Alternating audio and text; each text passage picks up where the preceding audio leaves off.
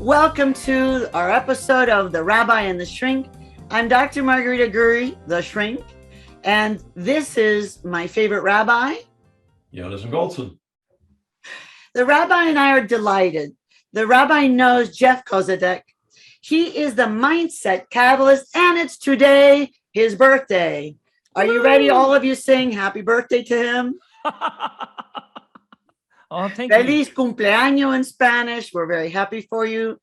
And it feels wonderful that you're joining us on this day. So hello, sir. Well, thank you very much for having me. I could not think of a better way to spend my birthday than with the two of you. This is going to be awesome. Well, it already has been. We did some chit-chatting before it got started, and it's been great. So one of the things I know about you is that you started this journey as a juggler. And I loved your explanation.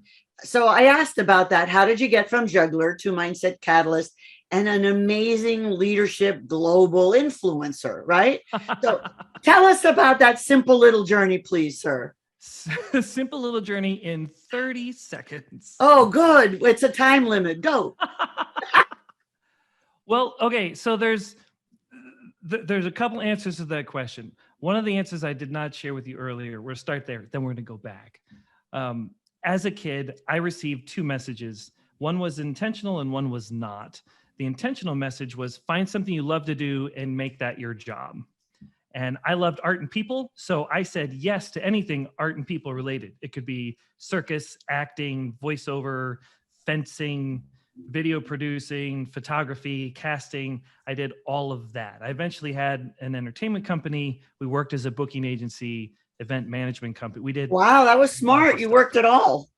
Well, I didn't know how to say no. Like, I can laugh about that now, but it seriously cost me some stuff at the time.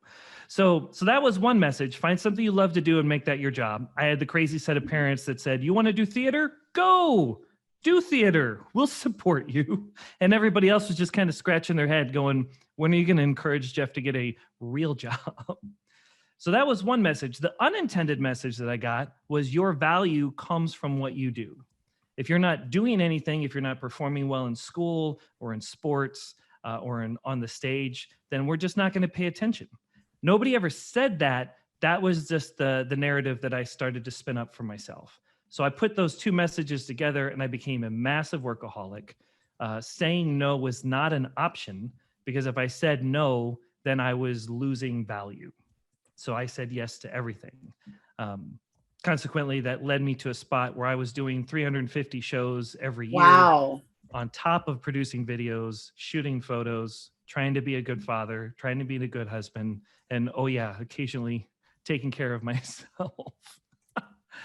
So that's what led me down this road. But in entertainment, I got a golden ticket and I started to notice something in my audience. Go ahead, ask me what I noticed. What'd you notice? What did you notice?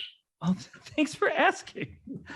I noticed that no matter where I went or who I was in front of, and I've done more than 4,000 shows all across the country and international. Thank you, Canada. I see you.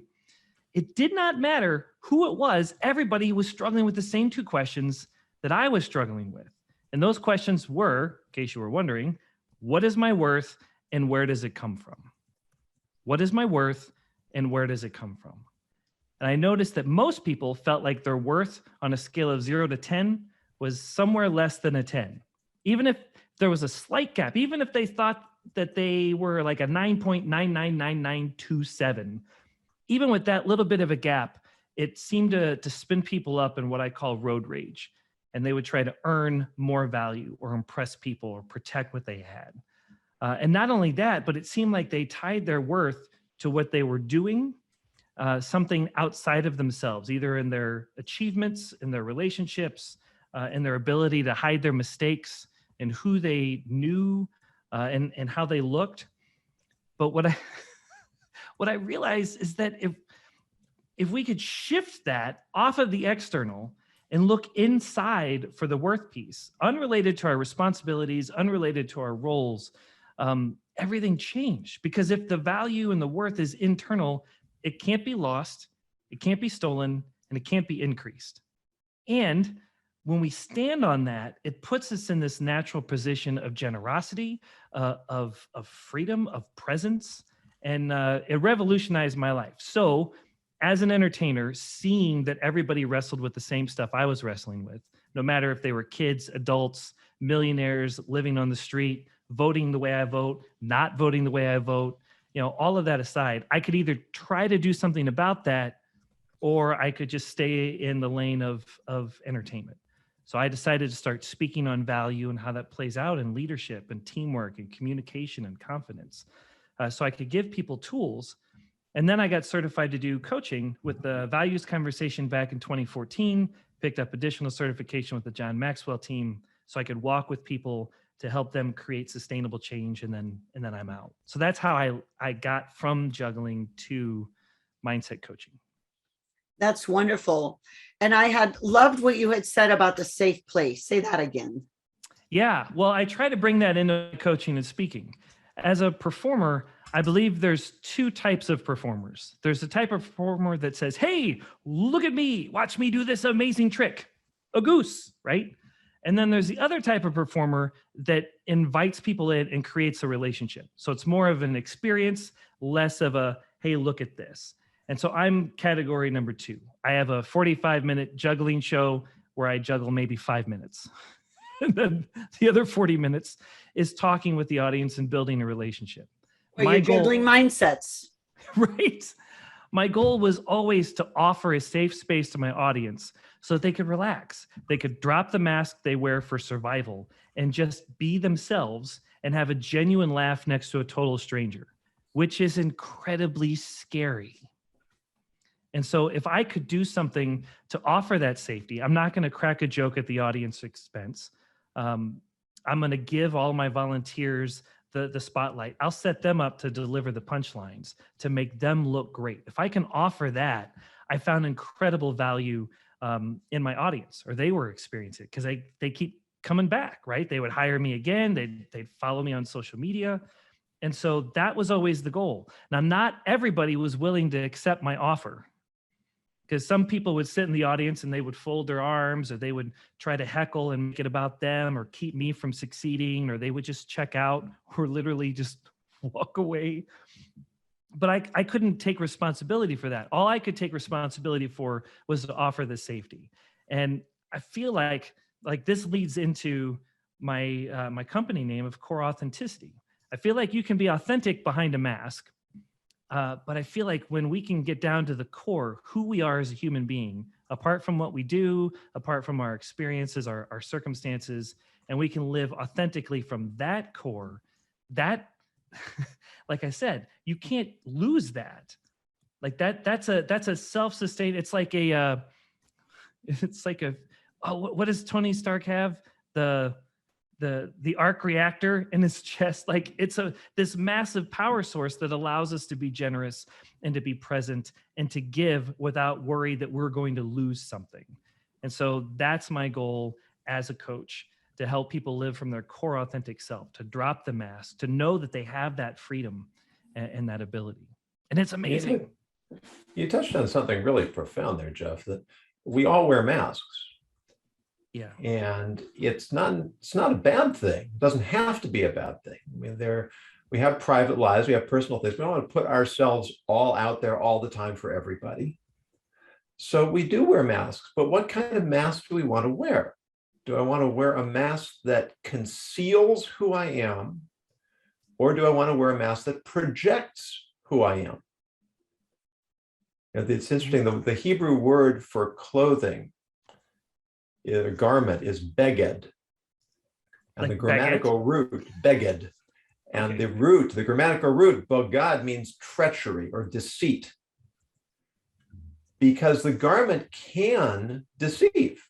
I can dress up to be someone I'm not, a costume, putting on an act, false front, or I can wear something that actually projects who I am. And we say the clothes make the man, the clothes make the woman.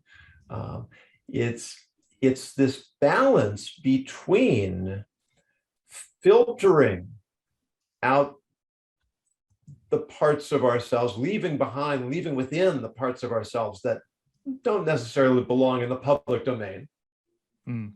while remaining true and genuine to who we are with what we reveal to those around us. Yeah, that's something that I can personally relate to. I mean, literally performing to try to earn people's attention and feel significant and like I matter. I'll never forget going to breakfast with this couple that had met me as Juggling Jeff, my entertainment name. And then we went out for coffee, and about 10, 15 minutes in, it wasn't long, the wife looked at me and she said, "Jeff, you're different off stage." And I had gotten to this place where the mask that I was wearing publicly on stage, although there were elements of me in there, it was definitely a mask. That persona had drifted really far from my persona off stage. And it was almost like I was living these two separate lives. And before I started working with my coach, I thought that the stage person was a complete mask and had nothing to do with who I was, and that the offstage quiet introvert was me. And my coach had challenged me to say, well, maybe they're both you. And let's kind of redeem those and bring those back together so that you're one whole person and not two. And that was life-changing for me. And that is core authenticity.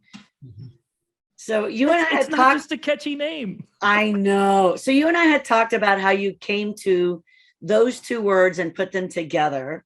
That kind of explains it, but speak more to that issue. And then the second part of that question is, and what the heck does it have to do with ethics? Ooh. Okay, speak more to the issue of core authenticity. Yes, you and I were having a conversation before about what is core authenticity. I mean, you kind of described it just there as a great example, but I think that your explanation is useful. It sounds redundant, core authenticity. Why is it not redundant? Well, this goes back to what I mentioned earlier. When you're wearing a mask, when you're hiding behind something, you are essentially being authentic in that moment. I am authentically hiding. I am authentically trying to put on a face because I'm either trying to conceal something or I'm trying to impress you to get something. Right? So can I authentically lie? I think so. If you're doing it intentionally, right? Well, how is that authentic if I'm lying? I'm confused. If you are lying on purpose, like I believe that behavior comes from who we are. It does not define who we are, right? So you might be in a mental state or in a mindset that is for lack of a better term, scared to be vulnerable or concerned or really hesitant about that or really anxious about that. And so because you are anxious about revealing yourself, you're going to intentionally and authentically put on a mask and say things to redirect or to put the focus someplace else. And so I feel like there is a level of authenticity there. But if we can drop the mask and we can just get down to who we are, and we're not trying to earn value and significance, we're not trying to defend our stuff or who we are, we're not trying to compare and compete and judge. When we get down to the core of who we are and we live from that, live authentically from that, we're making decisions intentionally from that cornerstone, from that foundation, I feel like everything changes. I fundamentally believe that people will hear your heart before they hear your technique. Now that your technique could be your words, it could be your actions, it could be your management style. But if your heart's in the wrong spot, to go back to that value meter, if it's not a 10, if you're feeling like an 8, and then you try to lead others, or you try to empower your team or to land sales or to connect with your spouse or your kids, people are going to hear the 8 or the 6. They're going to hear the gap, the feeling of inadequacy before they hear anything else. And so my goal is to help people stand on their core authentic self, to recognize that they are a 10, that they don't have to put on a mask or try to get something else. Does that make sense? Dive into that for a second. No, we're all out of time. I wasn't asking your permission, John. It's your show. It's a rhetorical question. My bad. here's what we're going to do. Authenticity, hasn't it become much of a cliche? Yep. I mean, I'd say there's really, we're in a dangerous place when authenticity has become a cliche. It's not a place we really want to be. But maybe, we always have to examine the words we're using and the way we're using them. If I'm a really awful person and I'm genuine about my awfulness, Yeah. am I not being authentic? And if I aspire to be a better person, even if I may not have developed all of the qualities that I would like to, but I'm making an effort to build myself, isn't that authenticity as well? And shouldn't that be the kind of authenticity that we're all aspiring for? Yes. Well said. Thank you. And pithy, very pithy. At its core, boom, yes. All right, next. So Time is short. So we've been talking, birthday boy, about core authenticity and this catalyst mindset and all that kind of stuff. What does this have to do with ethics? Because your explanation on your website is lovely. I'm putting his website in the chat for everyone. You must go see it. It's very interesting. Oh, thanks. And then you'll have to come back in like 2 or 3 weeks because it's getting an overhaul. Oh, well, we'll have to look. It's getting a birthday overhaul. That's nice. It is. Hopefully by Halloween. No, by November 1st, we will have taken off the costumes and the masks, and you'll see a brand new core. It'll be more authentic than you are now. Yes. Oh, Rabbi, that's funny. Degrees of authenticity. I hear Kevin Bacon in there somewhere. Right. So on this show you don't. It's kosher. It's plant-based kosher bacon. I'm just saying. All right. So what does all this have to do with ethics? Well, here's the thing. When I can, if I may speak personally, when my value is tied to what I did and my performance, I may or may not have made choices that stretched my ethical and moral values. When I was trying, when my value is tied to something outside of myself, I believe there's this need inside of every human to be significant, to feel valued, to feel like they matter, to feel like they have worth, and we're going to do whatever we can to get it. And if we're not standing on this cornerstone of a 10 all the time, then we're gonna claw, we're gonna scrap, we're gonna say things that might stretch ethics, and then we're gonna justify it to ourselves because it's a way for us to become more valuable and more significant. But if we're standing on that, oh, sorry, go ahead. No, I think that's brilliant. I've had the privilege of working with some athletes who are so used to being winners that they end up, dosing themselves with a variety of interesting and unethical, illegal substances. And the one thing is, if they could take your lesson and not judge their worth by their scores and by their sponsorships and by their adoration and the number of gigs or whatever, that actually have more authenticity. Maybe they'd be the number 2 or number 3 person. So if you don't have the confidence to do it on your own, clearly either you're not training well, or maybe you're just not the best. But I think many people have value that they're the 50th best person in the world at something. I mean, I think they missed the boat. I like that you're talking about this. Yeah. You remind me that we had our friend John Register on. Yes, sir. Early in our. I love John. We do too. He's a great guy. John's story, and then we invite people to go back to that episode and listen. It's very worthwhile. He was an Olympic class athlete who lost a leg, and it was traumatic for him because his whole identity was wrapped up in his athletic ability.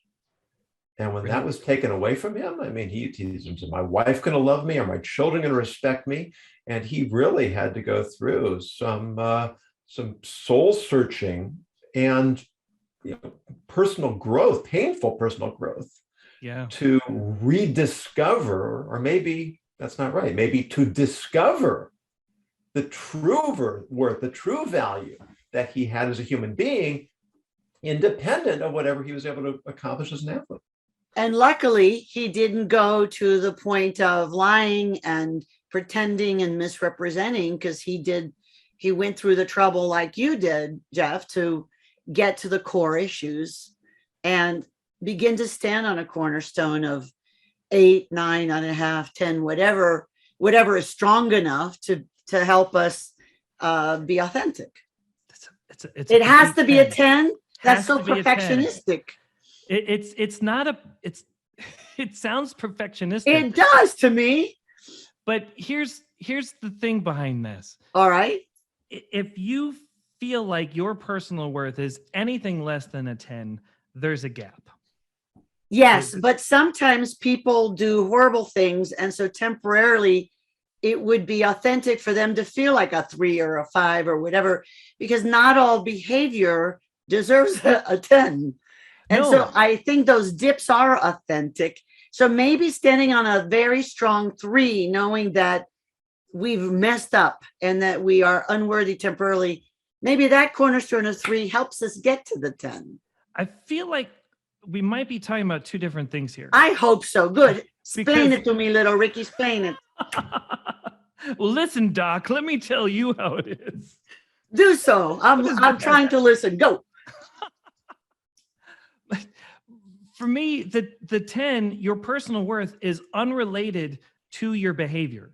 It's unrelated to your feelings. It's unrelated to your circumstances. You could be treated like you are a 2, but you are still a 10. Your worth is still a 10, even though somebody's treating you less. You could be acting like a 6, but it does not change your intrinsic value that is a 10.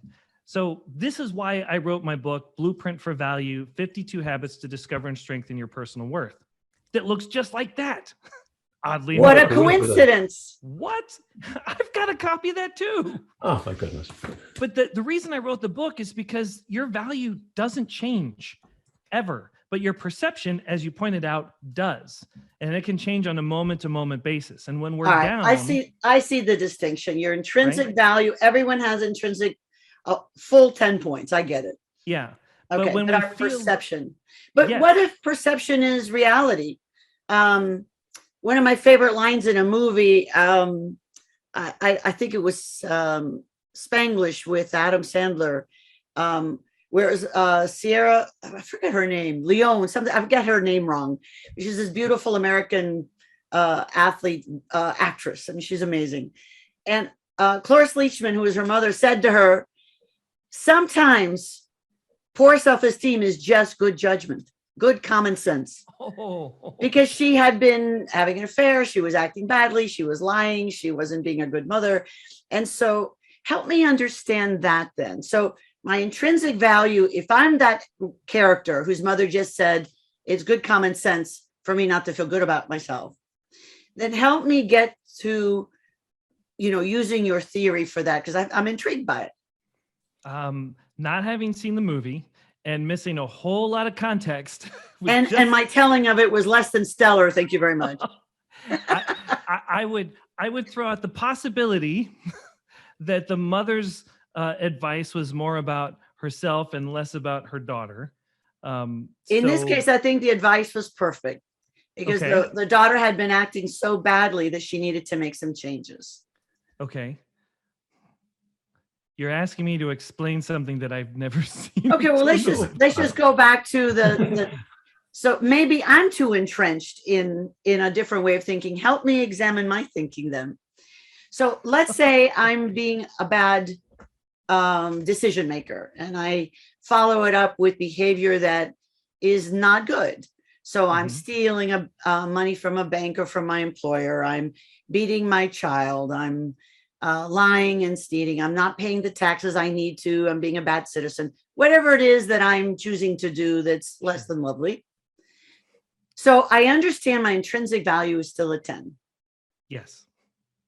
What is the process of getting to 10? I have earned a 2 or 3. So help me understand my mindset to get to from where I am behaving, and maybe I'm Sure. following into your judgments, to that intrinsic 10. So this is why I'm a mindset coach, because real quickly, I feel like when we stand on that cornerstone of a 10 that allows us to show up fully, core authentically as who we are, everything changes. Our relationships change, all of that stuff. And at the same time, it almost is completely irrelevant because of our mindset, because of our perception, because we live in a culture that says you are what you do. I mean, I've read so many books that say, you are how you show up. And I'm like, no, you were somebody before you ever got a job. You were somebody before you ever went to school. But we live in a system that says, you go to school and you're graded on your performance. We watch sports and we grade them on their performance. We like everything is about behavior. And so I think it's natural for us to then immediately equate behavior with who we are as a human being. But what I want to do for my clients is to help them separate who they are from what they do, to recognize that comes Yes. from their foundation. But I see the value in that, and I think that's lovely. Well, I let me throw something else out, because when we find our value in what we do and we link it to our behavior, we can oftentimes use what we call the power model. It's right or it's wrong. It's good or it's bad. Now, I know I would love to hear your take on this from an ethical standpoint, but with the power model, it sets people up to look for perfection or epic failure. And I feel like our behavior, reaching perfection, is impossible, because there's always a variable out there. There's always something that we could change and do better. So using the power model, right or wrong, good or bad, immediately sets us up for shame and for guilt. And that spins us up on this whole tangent that takes our perception of our value way, way down. So I offer the growth model. Is it working or is it not working? I think with this concept, it allows us to offer ourselves forgiveness and for grace, to see the mistake for what it is, not who we are, to adjust our mindset, come back to our cornerstone of a 10, and then keep moving forward. That was beautifully put. I like you. I think maybe and correct me if I'm wrong, Doctor, that maybe the tension we were having getting to an understanding is that who I am needs to manifest as what I do. And we're in a society that's very outcome focused. Yeah. Which we often are set up for failure, or set ourselves up for failure. Because ultimately it's the authenticity of the process. When we talk about self-esteem, I can feel great about myself. There's a study, I may have mentioned it before. I love this study. Close your eyes. Imagine that you're going up in a glass elevator. How does that make you feel? Well, they asked people to do that, and they asked some people to imagine going down in a glass elevator. And then they gave them math tests, basic math tests, slightly challenging, not too difficult. The people who imagined going up in the elevator did worse on the math tests than the people who imagined going down in the elevator. And their explanation was that when you imagine going up in an elevator, you feel you're up on top of the world, but you really haven't done anything. You have no basis for feeling on top of the world. All you've done is imagine, or if you actually went up in the elevator, that wasn't you. Well, now that you have this good feeling, but on some level, you realize you didn't earn it. So now you don't want to risk that feeling by applying yourself in an area where you might not do so well. Whereas if you envision going down, you went down in the glass elevator, and now you're feeling a little bit low. Now you want to prove yourself. Yeah. So now you're going to work harder on the test, and you're going to perform better. So there are ways in which we can create a disconnect between the essence of who we are and the way that's manifesting in the world. And if those are out of sync, then we're setting ourselves up for problems. If we are authentically trying to bridge the gap between where I am and where I ought to be, or where ideally I would like to be, then we're on track. I could personally relate to riding down the elevator and trying to perform to prove myself. I feel like that's something that I've seen in a lot of other people as well. And I can say from my personal experience that that is an unsustainable model, or at least it was not for me. The constantly trying to prove to people.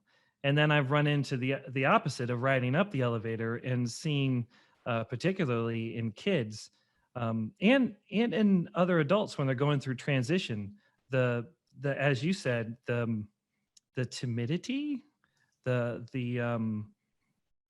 desire to pull back and not reach out and not try something new, not take the risk, not use what they have, and find out maybe it doesn't work. And that idea that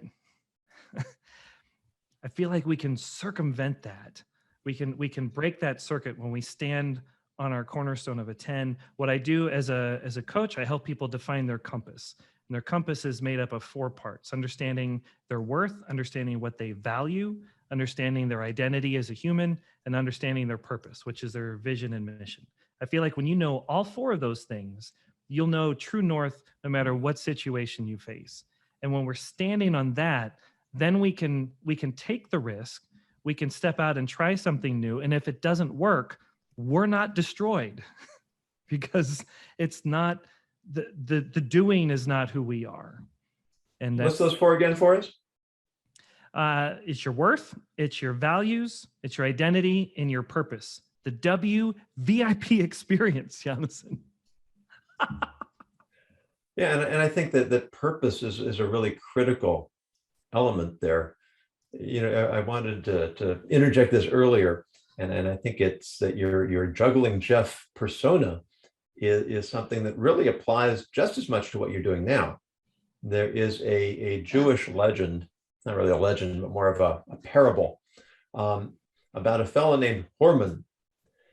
And so the title of the parable is The Juggler and the King.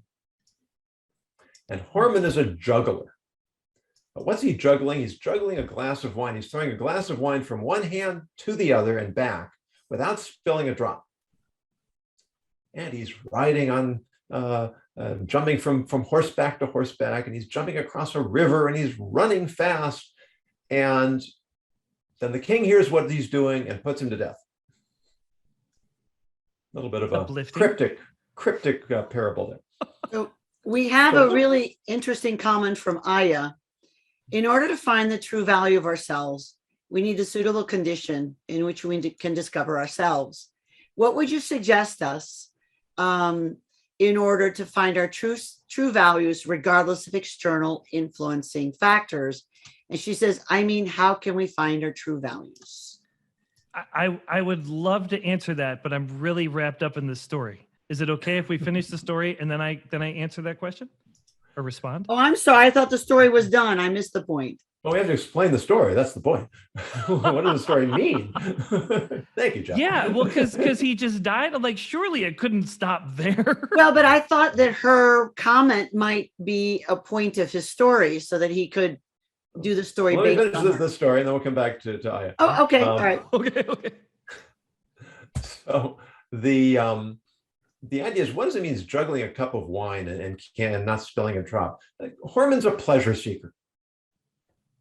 Wine represents indulgence, and he's seeking one indulgence, and when that one is finished, he shifts to another one. You know, back and forth, one indulgence to another, seeking pleasure. And ultimately, what does he have to show for it?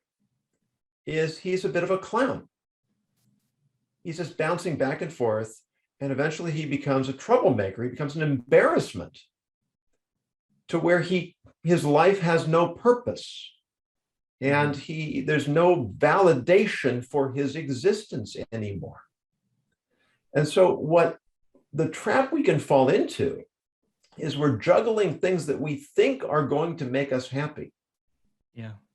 And shifting and jumping from one to the other and back again. And we just we end up being more and more empty, and our lives become more and more pointless. Whereas if we're living focused on purpose, focused on self-worth, focused on values, we're still going to be juggling. We're going to be having competing priorities in our lives, our families, our communities, ourselves. Mm-hmm. But that's a healthy kind of juggling. Yeah. Because we're trying to find the best use of our time and our energy and the best relationships and the best sense of purpose. And that creates a life that is truly worth living, a life that rewards us, a life that makes us feel good about ourselves and other people feel good about us too. So the juggler becomes the coach in helping us keep track of what we should be juggling and how we can keep everything in the air. And I would add to that when that's happening, living an ethical life is a natural outpouring of that. So true. So true. Yeah. I think when we're not in conflict, I think the path is certainly easier to make those good choices. That's great. Well, they say that willpower is a commodity, right? I mean, the willpower I have at 10 a.m. might be different than the willpower I have at 6 p.m. or at 9 p.m. when I'm trying to get my kids to bed, right? Like that changes. And I feel like you could say, and please jump in on this. I feel like ethics are the same way. My willpower to be ethical and to make those choices can ebb and flow. And I feel like my willpower is higher when I'm standing on everything that Yonason just shared. We've talked about that because it's called decision fatigue. And then statistically, ethical violations happen much more often at the end of the day. Yeah. Because people who have the capacity to make good choices have made so many choices through the course of their day that they're depleted. So sleep on it is really good advice. And I think it goes also to Aya's question that, regardless of external factors, recognizing when my decision ability may be impaired and willingness to say, I'm going to hold off on that until I can recharge, that itself is part of being ethical. That itself is a value. And authentic. And at its core, right? Wow, it's core authenticity. So if I can, I'm going to go back to the values question. Please do. And how do you find your true values? I feel like given the water that we're constantly swimming in, I feel like we need to walk with somebody. We need to talk to somebody that's got an outside perspective that we can help process this through. The values, I have a values assessment. So anybody that's watching or listening, if you want to take the exercise, it's about 10 minutes. That can help you clarify what your values are. And that's a great start. And then you work with either me or the doc or anybody else and help process how that shows up in your life, how that affects your relationships and work and all that other stuff. So is that on your website then? It's going to be in the new overhaul. Right Wow. now, you just have to email me. And All right. email me now and it'll be a PDF, but pretty soon it'll just be an online. Okay. Well, I'm going to make them go to your website. So I put coreauthenticity.com. They can email you from there because then they have to view the last few moments of this website. Savor it. Then they'll be they can ooh and ah at the improvement. Right. So the true values thing, though, I think that's an interesting statement, and I'm not exactly sure what that means for her. But I will say that the first time I did a values assessment to identify what my core values were was in 2012. And for me, at that time, I identified my top 4 values as loyalty, stability, honesty, and trustworthiness. And then I did the values assessment again within the last year, and they had changed. And now they are courage, belonging, excellence, and hope. And so you might say, well, Jeff, the ones that you found in 2012, were those really your true values? And my answer to that would be, I look at values like trees. Like if you have a forest in your mind, this is going to sound a little frou-frou. Just go with me for a second, right? You've got this forest of trees. Each tree represents a value in your life. If a tree is damaged, you are naturally going to get up close to that tree and try to nurture it and heal it and help restore it back to where it was. For me, when I took the values assessment back in 2012, I was still reeling from some betrayal on a personal and professional level. So naturally, my values for trustworthiness, stability, honesty, like those were screaming for attention. So those got my focus. As I got healthier, as I processed through that, and I worked with my coach and I talked with various other people, those trees got healthier.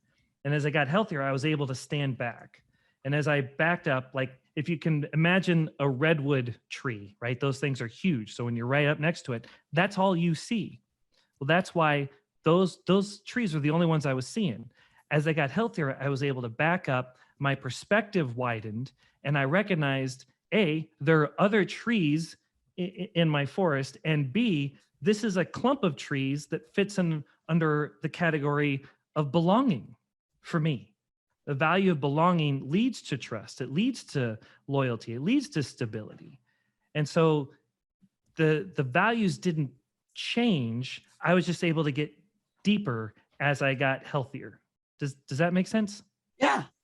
That makes more sense than you even realize. Doctor, I'm going to take the reins here and go right into the word of the day. All right. I've got it here. I put it down. Which is absolutely perfectly teed up for me without any prior knowledge. What? By our guest. And the word is chatoyancy. Chatoyancy. Bless you. Which is what happens, thank you, when a tree grows under stress. It causes the grain to curl back on itself, which results in an effect that looks like waves within the wood. And it becomes amazingly beautiful. You get a 3D effect. And as you polish the wood, the effect of this twisting, this new swirling within the grain becomes more and more prominent, more visible, and more beautiful, more lustrous. So if we think of ourselves as trees growing, and we don't like pressure, we don't like discomfort, we don't like inconvenience, we want to live nice, comfortable, easy, effortless lives. And that's really not good for us because it doesn't allow us to develop the inner beauty that is an expression of strength and resilience and character and complexity. And if we nurture ourselves and one another, it's like polishing the wood. That what began as a symptom of stress and difficulty now becomes a manifestation of tremendous strength and beauty. Wow. So for sure you didn't know that Jeff has this tree thing? I had actually changed the word of the day to fit in with a previous part of the conversation. Holy moly. What? As soon as Jeff mentioned the trees. You know what, Jeff? Something's going right in the universe. I mean, that he keyed on that was perfect.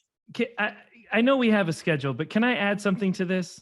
Well, yes, please do. So about a year ago, my mother died unexpectedly. Oh, I'm sorry. And thank you. But Yonason and I had scheduled a coffee, and then it got rescheduled and rescheduled and rescheduled, and then it was on rescheduled for a Thursday morning. My mom passed on a Wednesday night.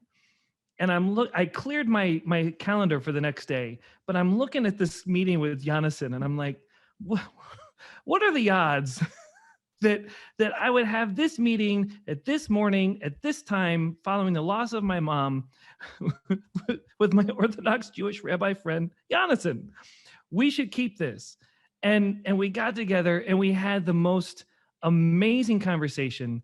And you want to talk about a mindset shift. Like I am so excited for our relationship, because I don't believe you can handle mindset on your own. I feel like you need a team. You need that surrounding. And Yonason has been a phenomenal gift to me in that way, and showing up at just the right time. So the fact that he's got this word picked fits with the larger narrative for our relationship.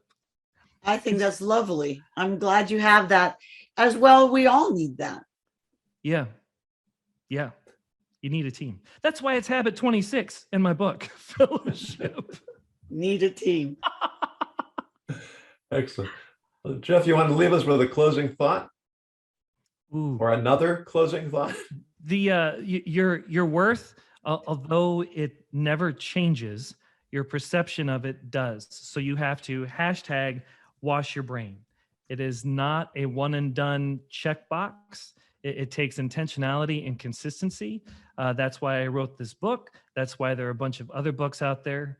I would strongly recommend what Zig Ziglar said. You know, you wash your hands once, you need to wash them again because they get dirty. You brush your teeth once, we hope you brush them again because they got dirty. Same thing with our minds.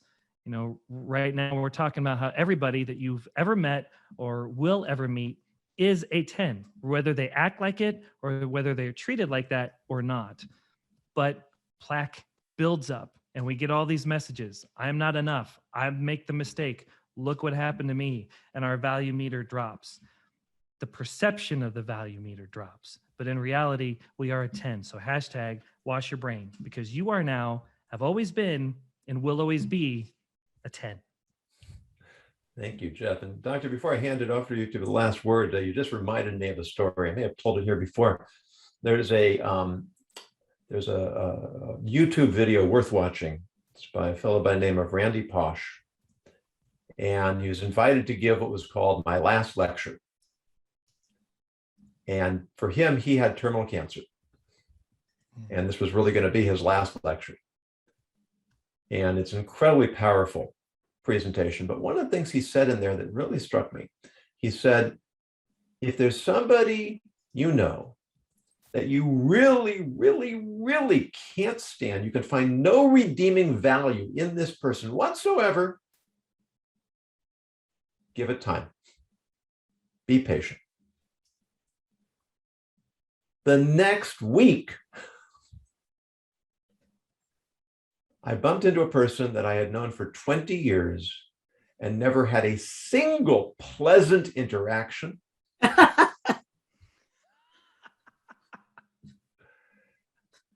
And he just was a very nice, pleasant person. What a coincidence. Well, if you believe in coincidence. I don't at all. I don't either. Neither do I. But you know, it's so hard to remember this in the moment. But you know, your message to me, Jeff, is that we are all 10s on the inside. Yeah. And my job is to let you see the 10 in me. Yes. And your job is to show me the 10 in you. And if we all work on that, instead of looking for ways to devalue one another and devalue ourselves, we will we'll have much better interactions. We'll feel better about ourselves, and the world will be a better place. So thank you. We'll never see worth in somebody else beyond what we see in ourselves. Starts with us. Excellent. Nicely done. Thank you, Jeff. And Doctor, what's the last word? The last word of the day. I do believe that a lot of what was said today is pretty actionable. I mean, I think it's a thought that goes against what many people are taught, that we all have 100% value. My mother would agree with that. She would say, when I was a kid and being beat up by the bullies for being a Cuban in the new school, that she would say, God made this guy just this way, just the way he was supposed to be. And now you have an experience. You have to see beyond what he's doing now to the whole being and find the blessing in your life that he's there for you. Well, I didn't appreciate that as a kid, but I certainly do now. And I think, Jeff, that you and my mother would be agreeing that I think if we all help each other stand on that cornerstone of 10, the world would indeed be a more loving and peaceful and productive place.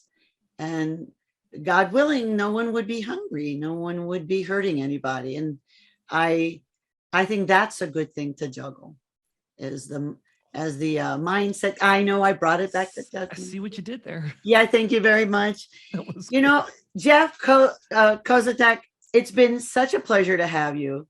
I love that you've gone from juggling Jeff to juggling Jeff, who makes a difference for leaders all around the world as the mindset catalyst. And I put in the best way to contact you with thecoreauthenticity.com. And we look forward to having you back. And I can't wait to see your new website, because the old one's pretty cool.